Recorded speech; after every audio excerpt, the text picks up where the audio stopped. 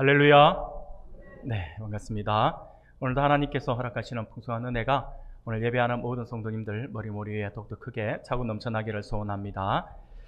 오늘 우리가 함께 마가복음의 말씀을 우리가 함께 보았습니다. 오늘 마가복음의 말씀을 가지고 우리가 하나님이 원하시는 순종이라고 하는 제목으로 같이 말씀을 잠시 살펴보고자 합니다.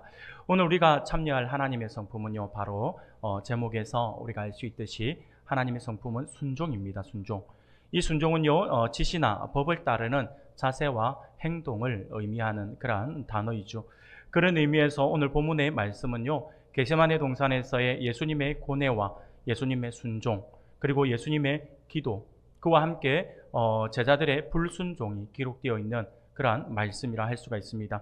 예수님께서는 성만찬을 행하시고 자신에 대한 제자들의 배신과 부인을 할 것을 예고하신 후에 감람산의 겟세마네 동산으로 나아가서 다가오는 십자가 고난을 앞두고 그야말로 처절한 세 차례의 기도를 하셨음을 우리가 잘 알고 있습니다. 예수님은요, 십자가에 달려 죽으시는 일을 앞두고 하나님 아버지의 그 뜻에 순종하기 위해서 기도하셨던 것이죠. 바로 겟세마네 동산에서 그 기도하는 시간들을 가지셨습니다. 사랑하는 여러분, 그러면 우리 주님께서 겟세마네 동산에서 구체적으로 어떤 기도를 하셨을까요? 오늘 본문은 우리에게 명확하게 말씀을 해주고 있습니다.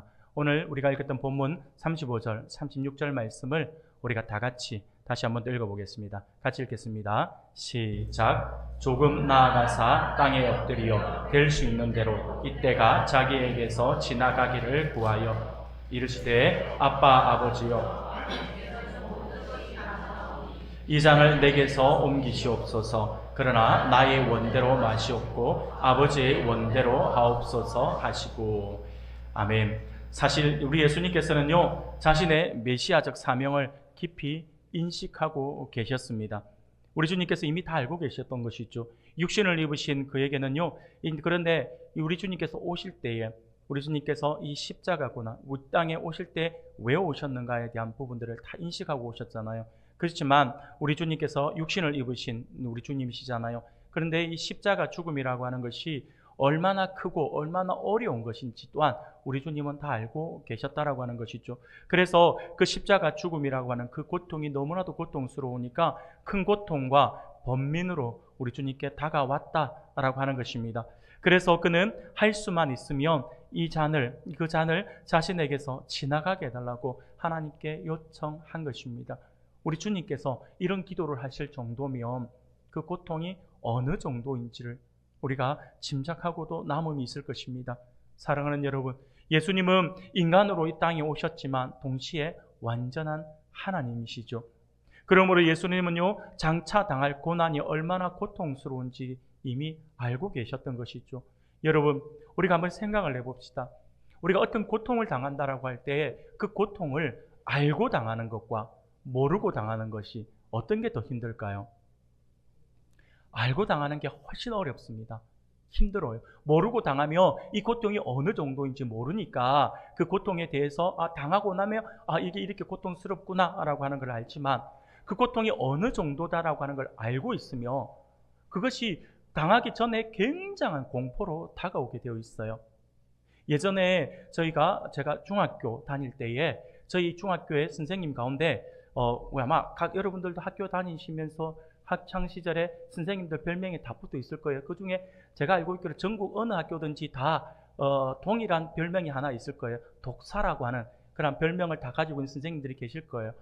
우리 중학교 때 수학 선생님이었는데 이 독사라는 선생님인데 왜 독사라는 별명이 붙었냐면 아이들을 우리가 볼 때 괴롭히는 거예요. 선생님이 볼 때는 정당한 체벌이라고 하시겠지만 그런데 선생님이 굉장히 체벌을 하는데 너무 엄하게 하셨어요. 너무 심하게 하셨어요.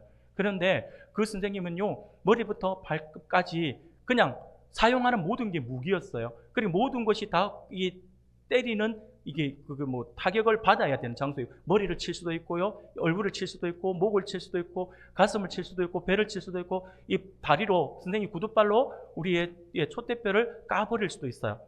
선생님들이 죄송합니다. 저만 그렇게 당한 다 옛날에는 다 그렇게 하신 걸로 알고 있는데 그런데 하루는 그 선생님이 굉장히 엄하게 아이들을 이제 그렇게 훈육을 하시다 보니까 아이들에게는 독사라고 별명이 붙여졌잖아요. 붙여졌는데 그만큼 무서웠어요. 어느 날 제가 복도에서 하지 말아야 할 행동을 했습니다.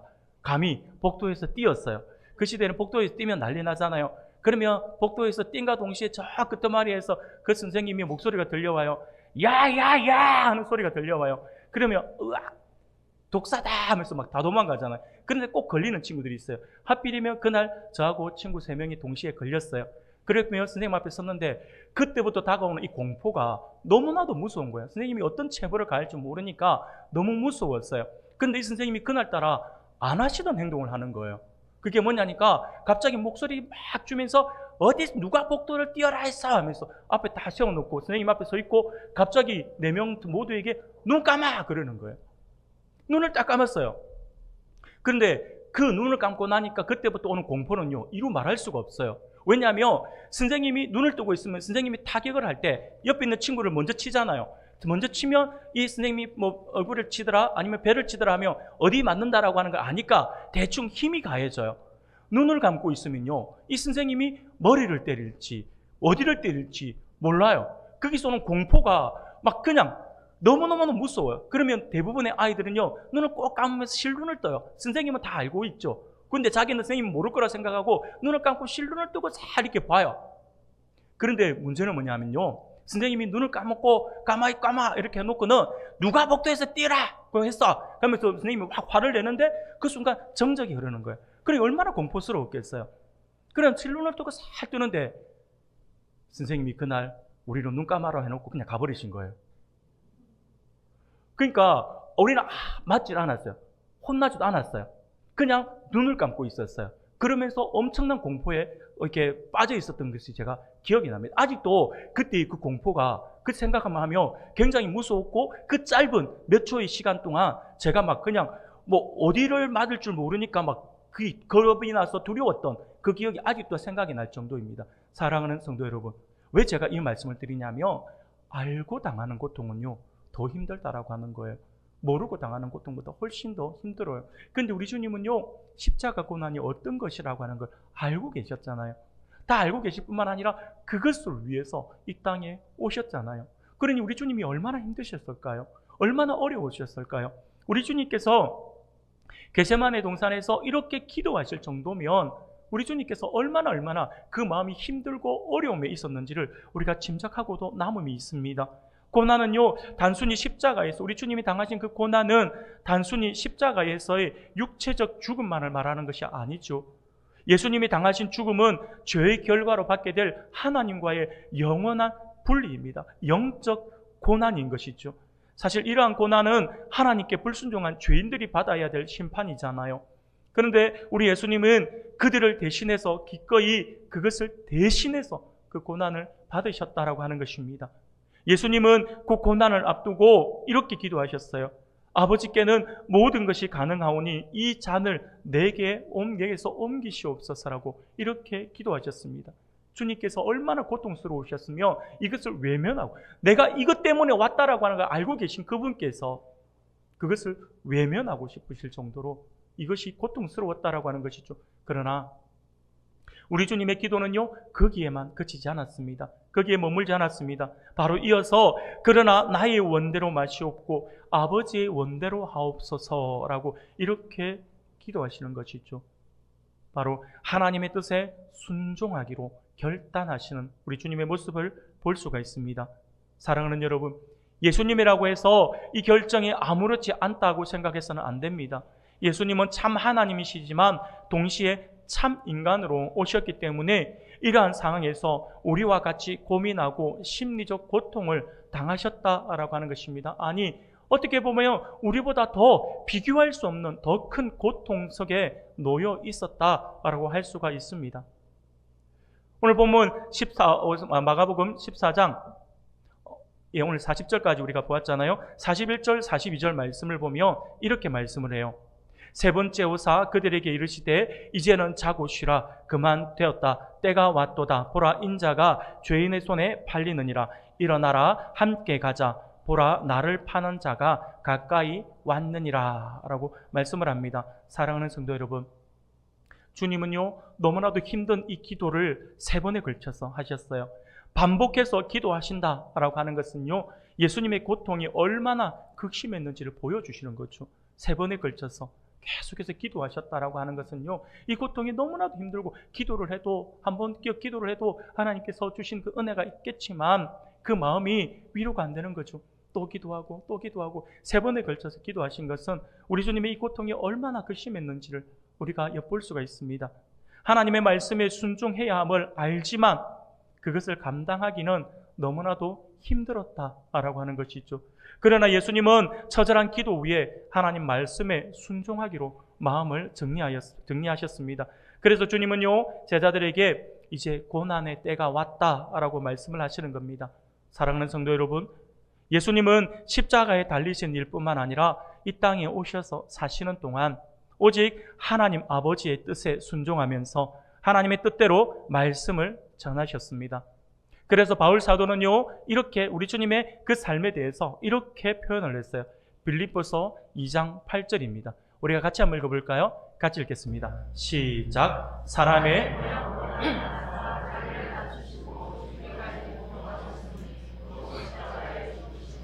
아멘.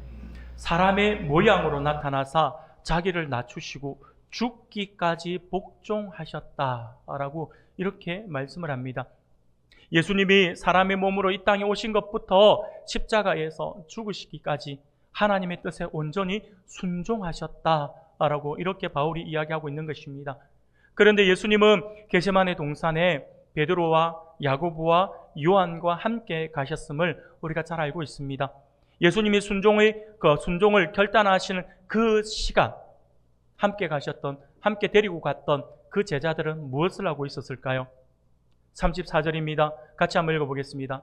같이 34절 같이 읽겠습니다. 시작. 말씀하시되 심히 고민하여 죽게 되었으니 너희는 여기 머물러 깨어 있으라 하시고, 우리 주님께서 기도하러 가시기 전에 제자들에게 지금 당부를 하시는 거예요. 부탁을 하시는 거죠. 내 마음이 심히 고민하여 죽게 되었으니 너희는 여기 머물러 깨어 있으라 라고 하시는 거예요. 아마도 우리 주님은요 지금 주님이 기도하러 가시는 그때에 제자들이 무엇을 할 것이다 라고 하는 걸 알고 계셨던 것 같아요. 제자들이 주님께서 이 죽음의 앞에서 그 고통의 기도를 할 때 제자들은 졸고 있을 거라고 하는 걸 미리 아셨던 것 같아요. 그래서 주님께서 깨어 있으라고 말씀을 하는 거죠. 날 위해서 기도하라. 중보기도를 부탁하는 거죠. 그걸 지금 말씀을 하고 있습니다. 하지만 제자들은요 우리가 알고 있는 것처럼 깨어있지 않고 예수님이 기도하시는 동안 자고 있었습니다. 예수님은 자고 있는 제자들에게 오셔서 시험에 들지 않게 깨어 기도하라고 또 다시 말씀을 하십니다. 마음에는 원이로되 육신이 약하도다 라고 이렇게 말씀을 하시죠. 예수님께서 다시 같은 말씀으로 기도하신 뒤에 오셨을 때도 제자들은 여전히 예수님의 말씀에 불순종하고 잠들어 있었음을 우리가 잘 알고 있습니다. 사랑하는 여러분, 예수님은 십자가의 두려움 앞에서도 기도하시면서 자신의 뜻을 꺾고 하나님의 뜻에 순종하셨어요. 하지만 제자들은 시험에 들지 않게 기도하라는 예수님의 말씀에 순종하지 못했습니다. 이런 모습을 볼 때 우리는 이 순종이라고 하는 것이 결코 쉬운 일은 아니구나라고 하는 것을 우리가 잘 알 수가 있을 듯 합니다. 그러므로 하나님의 말씀에 순종하기 위해서는요 육체의 연약함을 극복하는 그 능력이 우리에게 필요할 것입니다. 하나님의 말씀에 순종하는 것이 얼마나 중요하고 긴급한 일인지를 우리가 이해하는 우리의 지혜도 필요할 것입니다. 그러기에 우리는 항상 하나님의 도우심을 전적으로 의지하여서 하나님의 말씀에 순종할 수 있는 능력과 지혜를 구하며 기도해야 할 것입니다. 하나님께서 우리에게 맡겨주신 일들, 하나님께서 우리에게 주신 직분들, 내가 감당할 수 있다라고 생각하는 것은요 교만입니다. 나는 할 수 없고 나는 연약하다, 나는 부족하다라고 하는 것들이 늘 인식이 되어야 되고, 인식이 될 때에 우리는 어떻게 합니까? 그러나 하나님께서 맡겨주셨으니 내가 기도함으로 그것을 감당하겠습니다라고 하면서 하나님 나에게 이것을 감당할 수 있는 힘을 주시옵소서, 은혜를 다하여 주시옵소서라고 기도해야 한다라고 하는 거죠.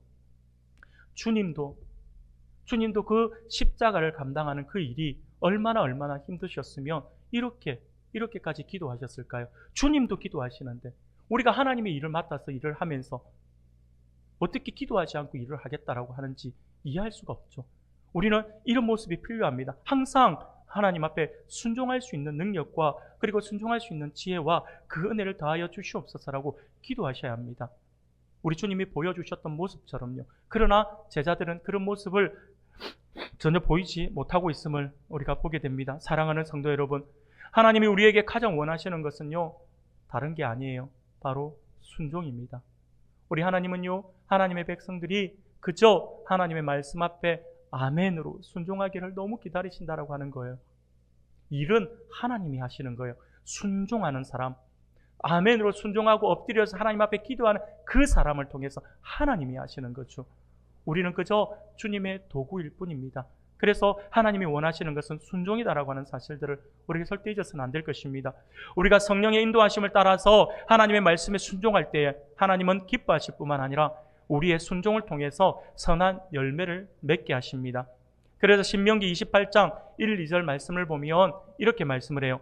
내가 내 하나님 여호와의 말씀을 삼가 듣고 내가 오늘 내게 명령하는 그의 모든 명령을 지켜 행하며 내 하나님 여호와께서 너를 세계 모든 민족 위에 뛰어나게 하실 것이라. 내가 내 하나님 여호와의 말씀을 청종하며 이 모든 복이 내게 임하며 내게 이르리니라고 분명히 말씀을 하죠. 하나님은 우리가 하나님의 여호와 하나님의 말씀에 순종할 때에 모든 어려움으로부터 보호하시고 복을 누리게 하실 것이다라고 분명히 우리에게 약속해 주셨습니다. 그리고 하나님의 의와 하나님의 나라를 먼저 구하면서 하나님의 뜻에 순종하는 사람들에게 필요한 모든 것을 더하시고 공급하시겠다라고 분명히 약속하셨습니다. 사랑하는 여러분, 그렇다면 우리가 가져야 할 순종이라고 하는 그 성품은, 순종이라고 하는 것은 어떤 성품을 말하고 있는 것일까요? 순종은요, 바로 지시나 법을 따르는 자세와 행동을 의미하는 것이죠. 하지만 성경에서 말하는 순종은 단지 지시를 따르는 행동보다 더 깊은 의미를 가지고 있습니다. 순종은 다름이 아니라 하나님을 신뢰하고 경외하는 믿음에서 나오는 행동이다라고 하는 거죠. 하나님을 믿고 왕이신 하나님의 주권을 인정하고 존중하는 사람에게서 나오는 태도가 바로 순종입니다. 그러기에 그리스도인에게 순종이라고 하는 것은요, 하나님의 말씀과 뜻에 일치하는 삶을 살아가는 것이라 할 수 있겠죠. 또한 하나님이 기뻐하시는 순종은 맹목적인 순종이 아니라 예수님이 하나님의 뜻을 따라서 십자가를 지기로 결단하신 것처럼 하나님을 신뢰하고 따르는 자발적이고 의지적인 순종이라고 할 수가 있을 것입니다. 사랑하는 여러분, 그러면 우리는 삶에서 어떻게 하나님의 말씀에 순종할 수가 있는 것일까요? 그것은 다름이 아니라 우리가 순종하기 위해서는 가장 먼저 우리의 모델 되시는 우리 주님을 본받아야 합니다. 주님을 바라보아야 합니다. 순종의 모범을 보이신 우리 예수님을 기억해야 한다라고 하는 것이죠. 예수님은 그렇게 하실 필요가 없었음에도 불구하고 아버지 하나님의 말씀에 따라서 하늘, 보좌, 그 모든 것을 다 버리고 이 땅에 오셨습니다. 그리고 십자가 사역을 감당하셨다라고 하는 것을 우리가 기억해야 할 것입니다. 특별히 오늘부터 일주일 동안 우리는 고난주간을 보내게 될 것입니다. 이 고난주간 동안 우리는 특별 새벽 기도회를 가지고자 합니다. 그러므로 한 주간 힘들어도 힘을 내어서 우리 주님이 우리를 위하여 당하신 그 고난에 동참하는 의미로 새벽에 같이 나와 기도함으로 승리하는 한 주간을 살아가는 우리 성도님들이 되기를 소원합니다.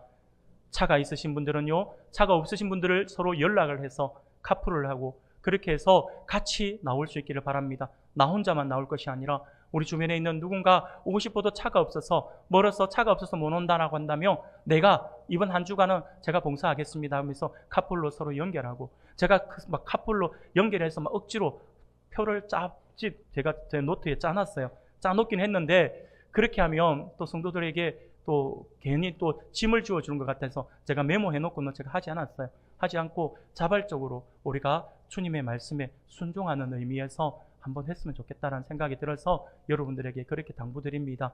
여러분, 이번 새벽 기도의 기간 동안 우리가 주님의 그 고난에 동참한다라고 하는 의미로 우리가 함께 모여서 함께 기도함으로 우리 주님께 영광을 돌려드리고 주님으로부터 주시는 공급되는 그 힘을 가지고 살아갈 수 있기를 바랍니다. 그것이 고난주간에 행하는 하나님의 말씀에 순종하는 삶이 될 것입니다.